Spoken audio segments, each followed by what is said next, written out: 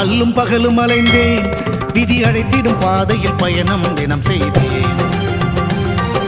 கண்ணீரே சுமந்தேன், பல துன்பங்கள் சுமப்பதை வாழ்க்கை என நினைத்தேன். இன்பம் என்றால் அது என்னவென்று கனவிலும் கூட கண்டதில்லை. எரிமலை பிழம்பில் நீந்துவதே பிறவி பயன் என நான் இருந்தேன். கருப்பசாமியை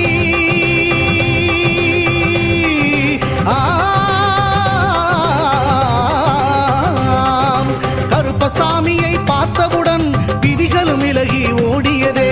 வெறுப்பென வாழ்ந்த வாழ்க்கையை மாற்றி சிறப்பாய் வாழ வைத்தவரே. புலிகரை நோக்கி புறப்படுவோம், நம் கருப்பனின் அருளை தினம் பெறுவோம்.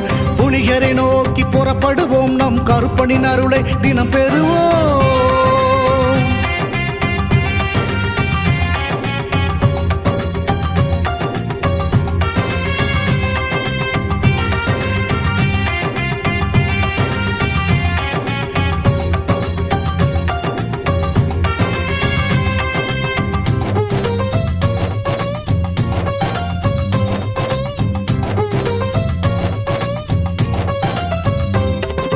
தங்கமும் வைரமுமாய் வீட்டில் தங்கிடும் என்றே ஆசையும் அவர் தந்தார்.